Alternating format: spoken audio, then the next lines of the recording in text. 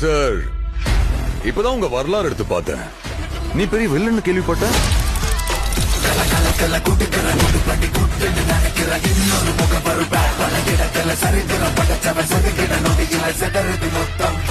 ஆனா என் கேம்ல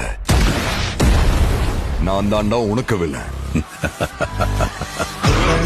This is my fucking game. So sweet.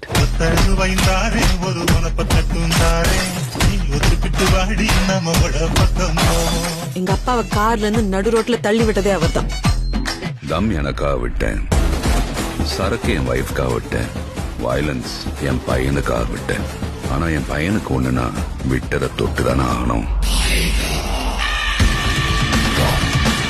AK வராரு, வழி விடுறா.